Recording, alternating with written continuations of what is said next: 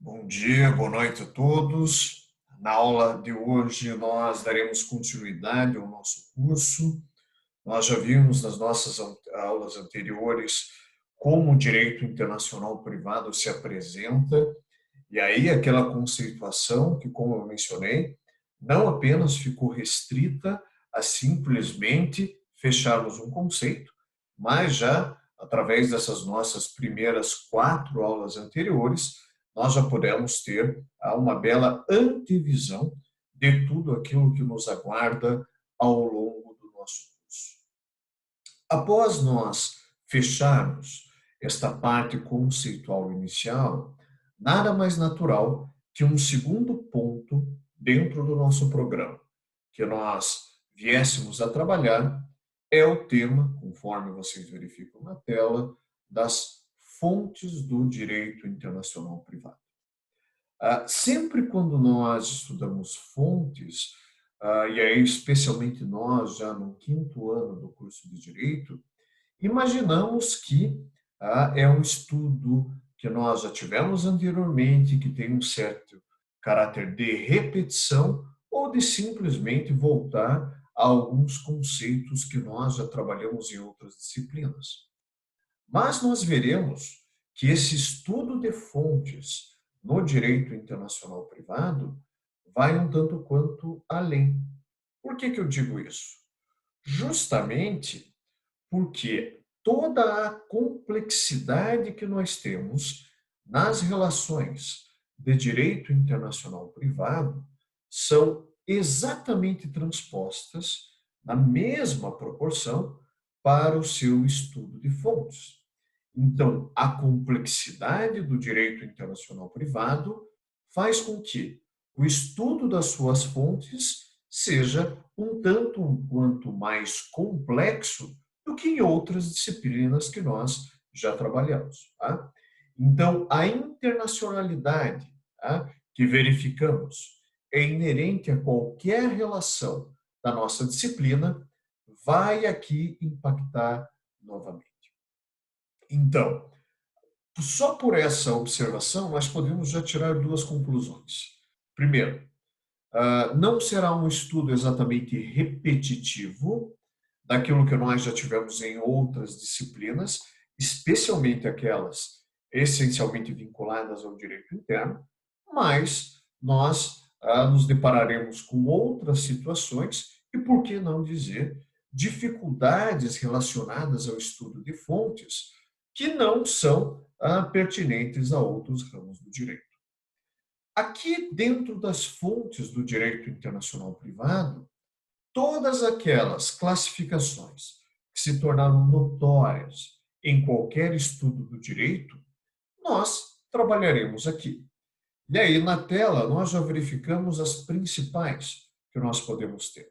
Tá? A diferenciação entre fontes internas e fontes internacionais, a diferenciação também já conhecida de todos vocês entre fonte primária e fonte secundária, e uma terceira classificação, que muitas vezes passa desapercebida em outras disciplinas, mas que nós veremos para o direito internacional privado é de especial importância, são das fontes positivadas e também das fontes não positivadas. Como eu mencionei, esse estudo de fontes, em algum momento da nossa formação, dentro do curso de Direito, nós já tivemos.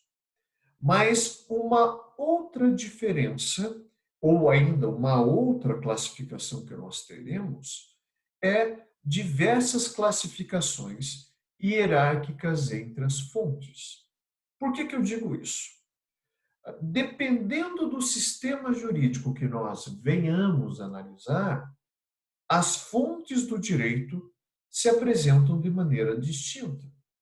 Em questão de instantes, nós começaremos a trabalhar as fontes existentes no direito brasileiro e, para nenhuma surpresa de vocês, a primeira fonte, ou o primeiro tipo de fonte que nós vamos trabalhar será justamente a lei. Por qual razão? Por ser a lei a fonte primária dentro do ordenamento jurídico brasileiro. O que significa dizer fonte primária? Que toda uma racionalidade, que todo um pensamento jurídico decorre desta fonte. Tá? Então, é ela que desencadeia o trabalho das outras fontes. Só que aqui nós já nos deparamos com uma primeira complexidade que o direito internacional privado nos traz nesse estudo, que é justamente o fato que nós já comentamos em aulas anteriores, que em hipótese nenhuma os nossos raciocínios, as nossas digressões ficarão restritas ao direito brasileiro. Nós já vimos que é imprescindível para que uma relação jurídica seja configurada como de direito internacional privado, que ela tenha pelo menos duas conexões de internacionalidade. E nada garante que aquela segunda conexão de internacionalidade tenha uma mesma ordem, uma mesma concatenação de fontes. Tá? Então, vamos imaginar que nós estejamos diante de uma relação vinculada ao direito brasileiro e ao direito norte-americano. Da mesma forma que nós sabemos que o direito brasileiro tem a lei como sua fonte primária, tá? O primeiro impulso que nós temos ao saber que a outra conexão é o direito norte-americano é já imaginar que esta fonte primária neste outro sistema seja a jurisprudência, por se tratar o direito norte-americano, na sua maioria, de um sistema de common law, um sistema anglo-saxônico de direito, em que toda a racionalidade jurídica, por sua vez, não está estabelecida no disposto na legislação, mas sim em uma construção de precedentes, numa construção de jurisprudência que vai formando entendimento e vinculando o desenvolvimento das demais fontes. Então, nós teremos uma ordenação distinta em outros sistemas jurídicos. Quando nós comentamos aqui acerca dessa variação hierárquica que o direito internacional privado oportuniza no estudo das fontes, também aqui nós temos mais uma vez uma oportunidade a não ficar restrito a simplesmente imaginarmos que todas as culturas jurídicas se resumem a países como o Brasil, de civil law, de tradição jurídica continental, ou de países, conforme eu utilizei também já como exemplo, como os Estados Unidos, um país de common law. Essas são, inegavelmente, as duas mais importantes famílias jurídicas que nós temos em todo o mundo, mas não resumem todas as possibilidades.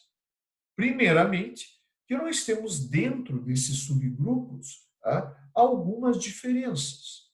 Por mais que tenham a mesma origem, nós não podemos dizer que um direito norte-americano trabalha exatamente igual que um direito inglês, por mais que os dois trabalhem numa perspectiva ou adotem uma perspectiva de common law. Da mesma forma que o direito brasileiro se aproxima de outros países que também trabalham nessa perspectiva continental, mas não podemos imaginar que não existem diferenças. E há também outros sistemas jurídicos que, se não no momento, mas na sua origem, não são nem de civil law, nem de common law. Poderíamos pensar, são esses países um tanto quanto distantes da nossa realidade, países que têm uma cultura muito própria, um tanto quanto exótica, e que de maneira nenhuma vai impactar no meu dia a dia, vai impactar no meu trabalho, ou ainda sequer é um país que eu vá conhecer, em absoluto. Tá? Você não precisa conferir um caráter exótico, imaginar um caráter exótico para esses países que têm um certo distanciamento das grandes culturas jurídicas. Por exemplo, países escandinavos que não são nenhum exemplo de subdesenvolvimento, não são, dentro dessa maneira clássica, nem países de common law, nem países de civil law. Ou outros países ainda que apresentam codificações, mas não têm o mesmo histórico como o nosso, que é o caso do Japão. Então, o estudo de fontes também nos leva novamente ao direito comparado e faz com que nós tenhamos que prestar atenção a toda essa riqueza, a toda essa pluralidade que o estudo de fontes nos leva. E tudo isso deve ser ponderado porque esse estudo de fontes tem uma justificativa, e essa justificativa não é simplesmente teórica ou conceitual. Podemos dizer que o jurista que detém um conhecimento de fontes no direito internacional privado, de maneira nenhuma ele detém um conhecimento erudito, exclusivamente teórico, ou ainda que não tem nenhuma aplicação prática. Eu diria que é exatamente o contrário.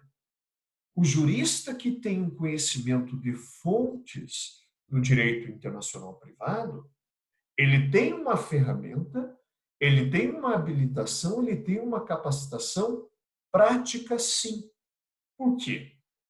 Aonde que eu vou utilizar este conhecimento de fontes do direito internacional privado?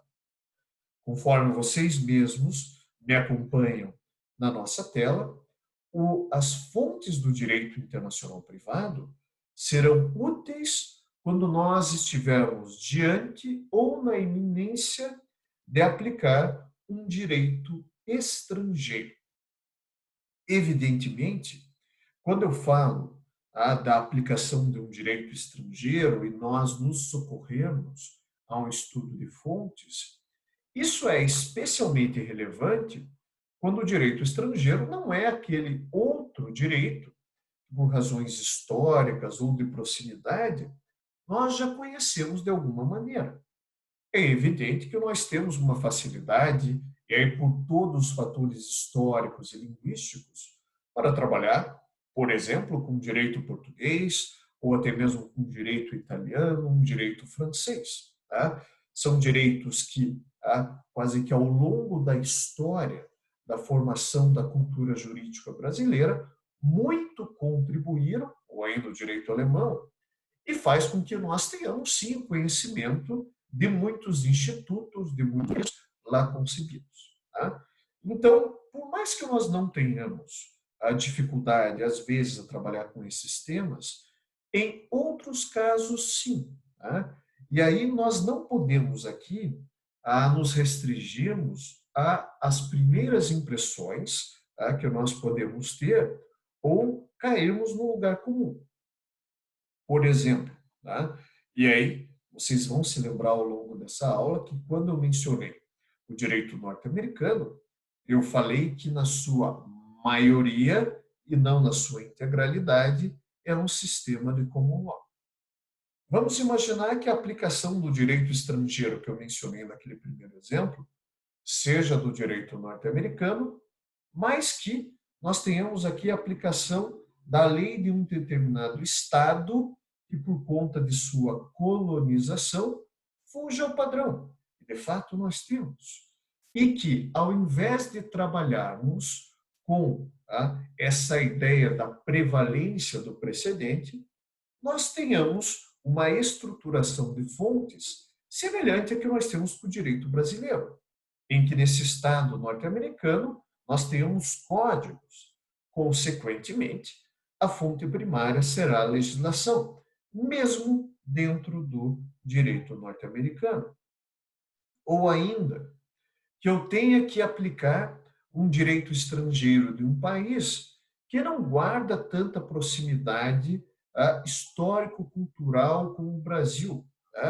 Países que eu conheço essencialmente à distância e que eu não tenho maior detalhamento. A maneira pela qual eu vou, de maneira correta, de maneira precisa, aplicar esse direito estrangeiro é justamente através de um estudo absolutamente calibrado das fontes do direito daquele sistema. Então, isso que nós vamos trabalhar, ou estamos trabalhando na aula de hoje, não é, em hipótese nenhuma, uma abordagem exclusivamente teórica do direito internacional privado. Não. Até nós dedicamos uma atenção um pouco maior para o estudo das fontes, porque já podemos dizer que vem logo a reboque, já vem embutido um estudo de aplicação do direito estrangeiro. Então, a riqueza desse estudo de fontes já pode ser justificada dessa forma. Considerando todo esse contexto, qual seria a primeira fonte que nós estudaríamos de maneira mais específica? Inegavelmente, e sem nenhuma surpresa para vocês, esta fonte é a lei. E por que eu digo sem nenhuma surpresa? Porque esta abordagem que nós estamos fazendo aqui é uma abordagem de fontes do direito internacional privado brasileiro. E o nosso direito internacional privado, seguindo a sorte de todo o nosso sistema jurídico, é um exemplo tradicional da cultura romano-germânica de direito, que estabelece como ponto de partida para a formação da nossa racionalidade a legislação. Tá? Veja, e aí nós que já estamos no 5º ano do direito, já temos esta fonte absorvida de maneira quase instintiva.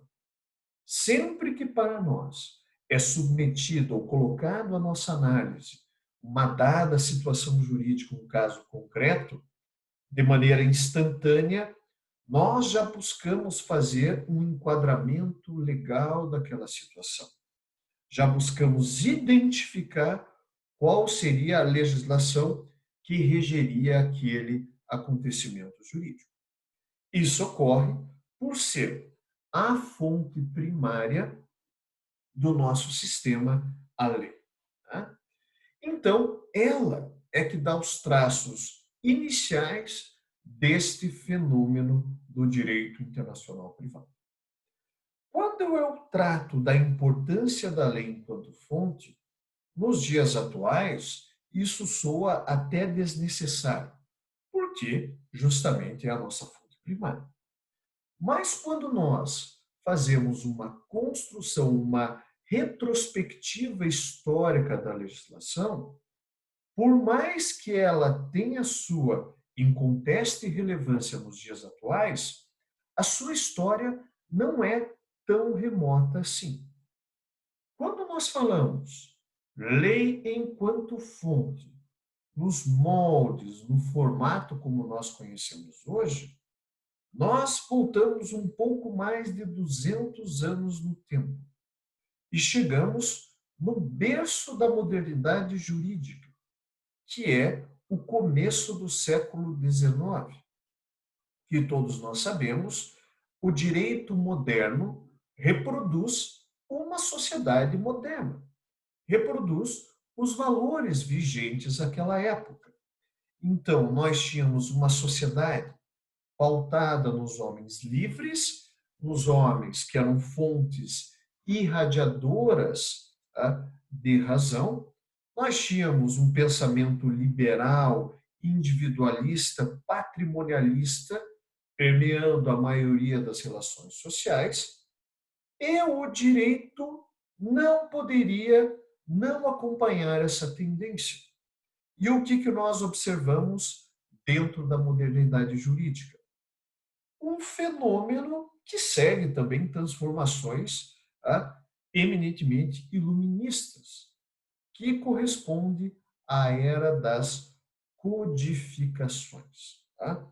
Todos vocês já estudaram, até mesmo dentro da história do direito, ou até mesmo na história do direito civil, que o código foi uma manifestação jurídica daquilo que nós tínhamos na modernidade. Tá? Foi uma manifestação enciclopedista dentro do direito. O conhecimento naquela época pressupunha como algo universal. O direito, dentro desse cenário, ele deveria ser exauriente e totalizante. Isto é, ele passava a ter uma apreensão científica e, por ser fenômeno jurídico, deveria ser perfeitamente descrito. E aí surge o código desde a sua primeira manifestação, e aí a sua primeira manifestação, todos vocês conhecem, foi o Código Civil francês de 1804, também conhecido como Código Napoleônico.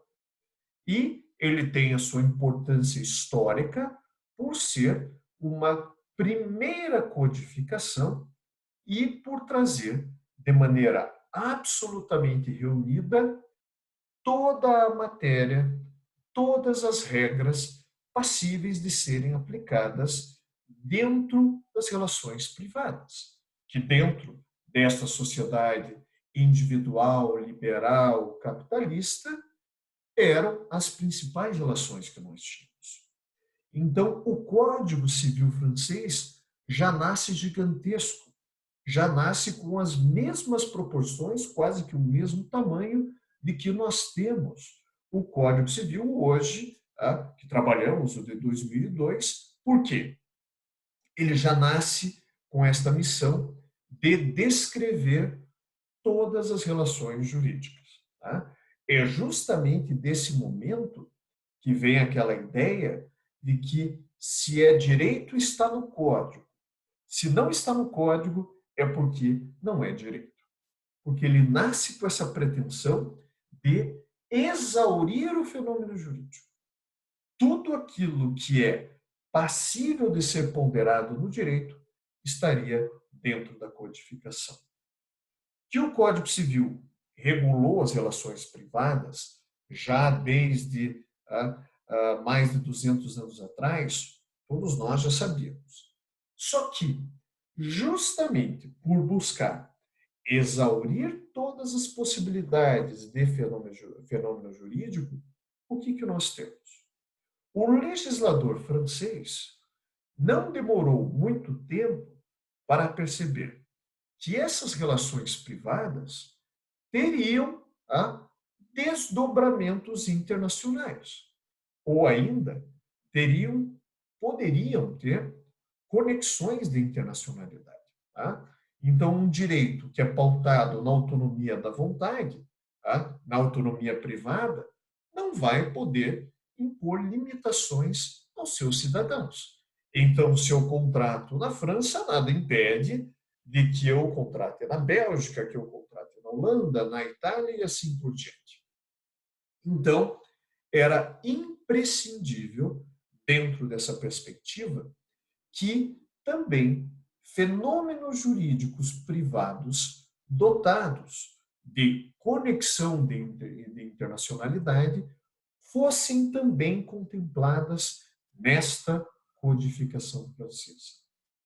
Diante dessa busca por exaurir o fenômeno jurídico e dessa certeza, dessa conclusão de que fenômenos ou relações jurídicas privadas teriam extensões de internacionalidade, nascem as primeiras regras de direito internacional privado, como nós conhecemos hoje no Código Civil francês de 1804.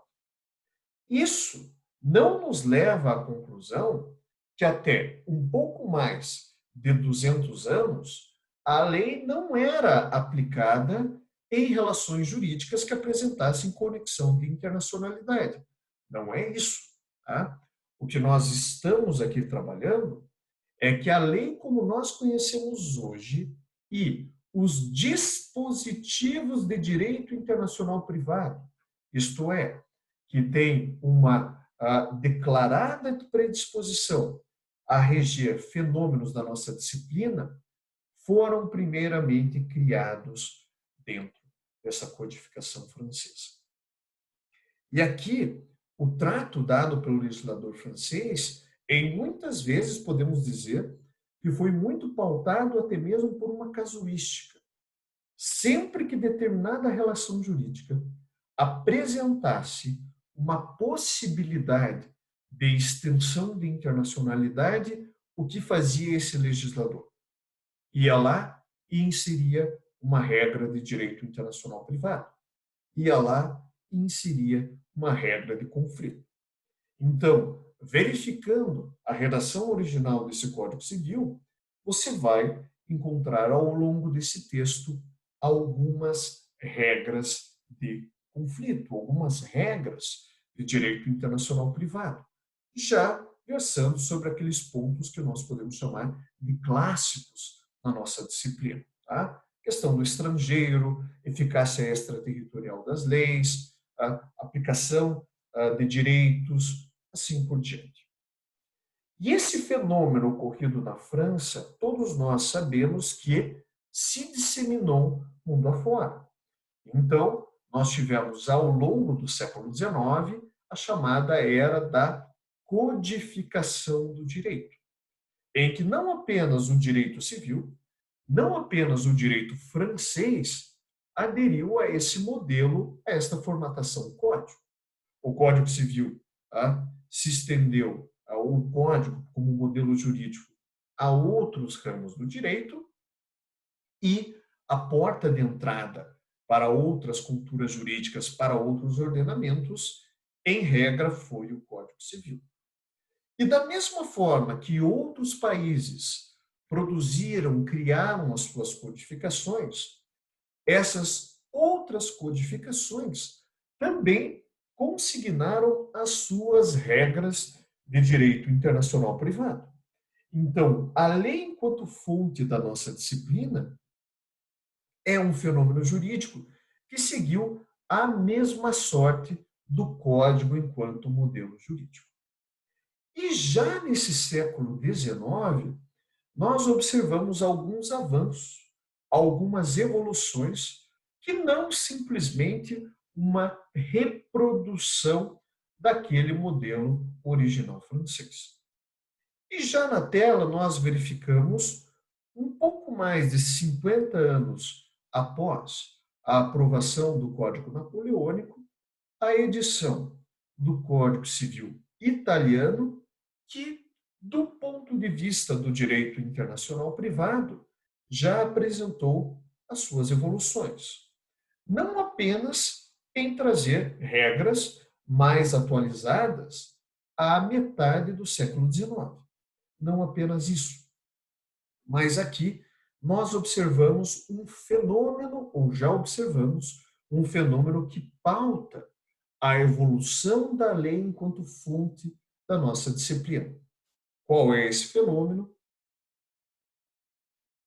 Justamente o de sua sistematização. Como que nós ganhamos em sistematização, em organização no Código Civil italiano? Aquelas regras de direito internacional privado, em um primeiro momento, espalhadas ao longo do texto do Código Civil, aqui, pela primeira vez, encontram-se reunidas em uma única parte, em um único capítulo e uma única seção dessa codificação. Por que isso é importante? Porque o legislador italiano já percebeu o traço diferenciado dessas regras de direito internacional privado e que, em hipótese nenhuma, se confundiam com outras regras existentes no direito civil e, consequentemente, no Código Civil. Então, além da nossa disciplina, a regra de direito internacional privado apresenta suas peculiaridades que faz com que não possa ser confundida com leis que conferem capacidade à pessoa, com leis que estabelecem obrigações, com leis que regulam contratos, que lei que rege a propriedade, direito de família, etc. Tá? Então, já era, em meados do século XIX, muito claro as particularidades, as peculiaridades que a legislação da nossa disciplina apresenta. Então, esta possibilidade de reunirmos em um único capítulo se deve a termos uma linha comum, uma linha mestre, uma coerência entre esses dispositivos legais. Do ponto de vista legislativo, nós vimos aqui regras alinhadas. E aqui pertence, ou já estamos dentro daquele contexto, de defender a autonomia, a independência do direito internacional privado. Então, se ele é autônomo, se ele é independente, é porque ele já tem uma noção de sistema. E olhando para essa parte do Código Civil italiano, já fica muito mais claro essa sistematização de regras. Esse processo, esta evolução sistemática, continua e tem um dos seus grandes momentos na virada do século XIX para o século XX, que nós aqui nos deparamos com a aprovação do Código Civil Alemão, o BGB, conhecido de vocês desde o primeiro ano do curso de Direito, que é aprovado em 1899 e entra em vigor na Alemanha em 1900. Todos nós já conhecemos a importância, o legado deixado pela codificação alemã para o direito civil. Tá? Então, como modelo jurídico, o Código Alemão se tornou notório por dividir de maneira muito clara a chamada parte geral e a chamada parte especial. Tá? E essa divisão, essa formatação, não ficou restrita apenas ao próprio direito civil. Nós temos hoje, por exemplo, o direito penal, e aí de longa data, trabalhando com essa parte geral e essa parte especial. Também nós sabemos, foi o BGB a primeira codificação a já acompanhar toda aquela racionalidade de autonomia privada necessária para a compreensão do chamado negócio jurídico. Tá? Uma grande abstração do direito civil, que nós já estudamos anos atrás, e que esta codificação já apresentava disposições compatíveis. Mas, conforme eu mencionei, o legado desse Código Civil alemão não fica restrito ao direito privado, mas também alcança a nossa disciplina justamente nesta toada de sistematização. Como que o legislador alemão poderia evoluir mais esse modelo de lei enquanto fonte ou sistematizar mais as nossas regras? No Código Civil francês, nós tínhamos as regras esparsas no texto. Passados 61 anos, o Código Civil italiano reúne em uma única parte de suas disposições e o legislador alemão vai além, identificando a sua peculiaridade, a sua independência. Ele, pela primeira vez, retira essas regras do Código Civil, mas não deixa ou não dispõe essas regras muito longe. Consigna as regras de direito internacional privado numa legislação preambular ao Código Civil, que é justamente o modelo da lei de introdução. A lei de introdução é um conjunto de regras que antecede, já esta época, a aplicação das leis civis. Tá? E aqui nós temos a disposição das regras de direito internacional privado pela primeira vez fora do Código Civil. Então, elas já ganham uma importância, já ganham uma relevância tal que são dispostas em um diploma jurídico em apartado. Tá? Então, vemos que em menos de 100 anos, a evolução da lei enquanto fonte já é absolutamente notória. Esse modelo, criado dentro do direito alemão, segue também esse mesmo fenômeno, tá, de disseminação mundial, como foi a codificação, e diversos países adotam as suas respectivas leis de introdução ao Código Civil. E essa realidade não foge ao nosso sistema jurídico. Por quê? O Brasil, tá, justamente adota a primeira lei de introdução em 1917. Agora, considerando esse fenômeno sendo disseminado mundo afora, qual conclusão nós conseguimos já chegar dentro de um século XX? Que a evolução da lei enquanto fonte representa uma crescente sistematização. E esse processo segue dentro do século XX. E um aspecto que marca, tá, o século passado é a necessidade que as disposições do direito internacional privado apresentavam de ser constantemente revisadas. Tá? E aqui nós já temos uma grande diferença em função das conexões de internacionalidade daquilo que nós encontrávamos no direito civil para aquilo que nós temos no direito internacional privado.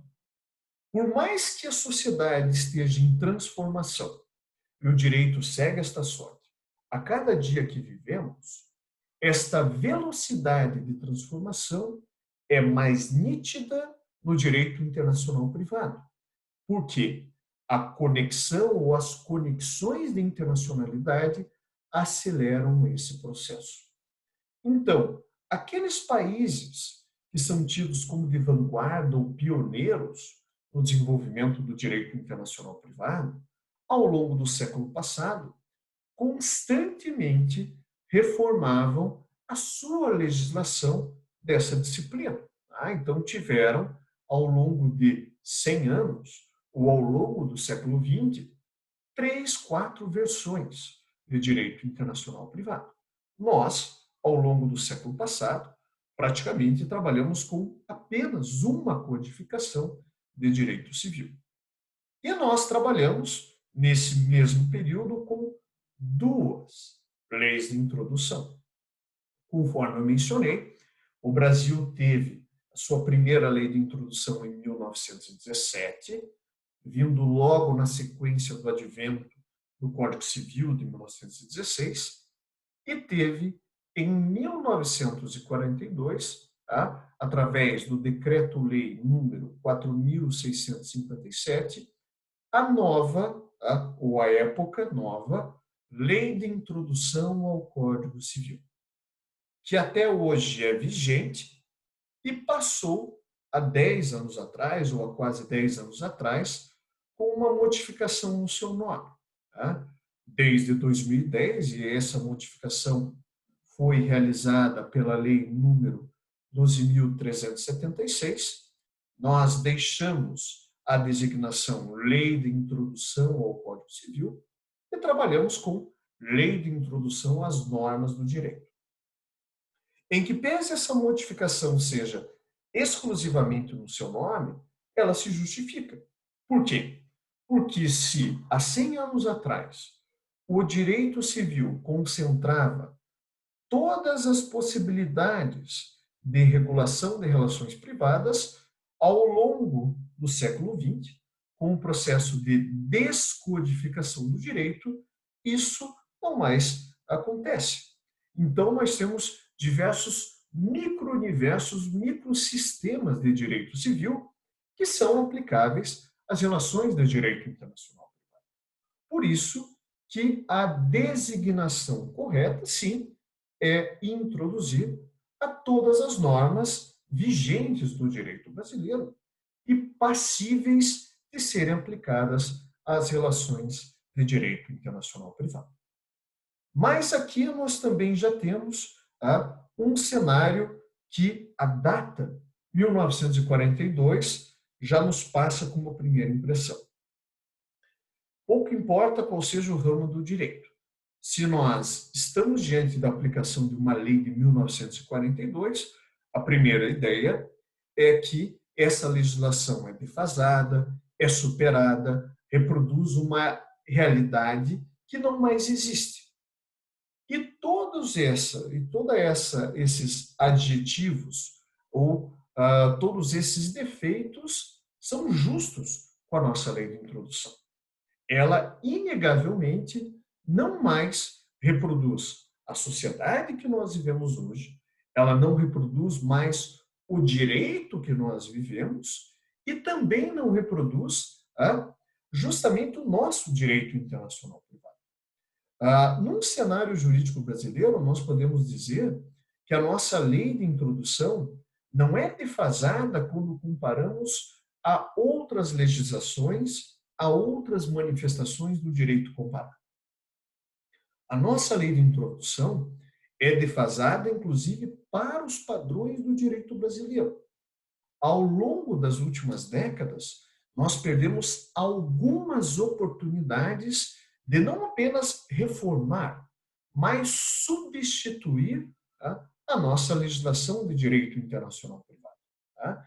Então, nós tivemos uma nova ordem constitucional em 1988, e logo na sequência, reproduzindo esse espírito de uma nova Constituição mais garantista, com direitos e deveres, nós tivemos uma série de legislações que colocavam em prática todo esse ideário constitucional, como é o caso do Código de Defesa do Consumidor.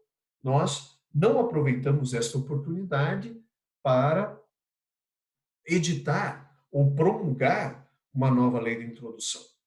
Tivemos, em 2002, a entrada em vigor do nosso vigente Código Civil, que já é um projeto jurídico da década de 70, e que, mesmo tendo um código de 2002, ou que entrou em vigor em 2002, nós ainda trabalhamos com esta lei de introdução. Então, o direito brasileiro apresenta essa dificuldade. O seu grande referencial legislativo no direito internacional privado está, desde longa data ou a longa data, defasado. E isso faz com que as outras fontes que nós vamos trabalhar nas aulas seguintes ganhem ainda mais importância. Então, já a partir da próxima aula, trabalharemos as principais ou outras fontes da nossa disciplina. Dito isso, eu agradeço a atenção de vocês, me coloco à disposição para tirar todas as dúvidas ou questionamentos que tenham decorrido dessa aula pelo meu e-mail institucional ou por nossas mídias sociais. Agradeço a atenção de vocês e até uma próxima aula.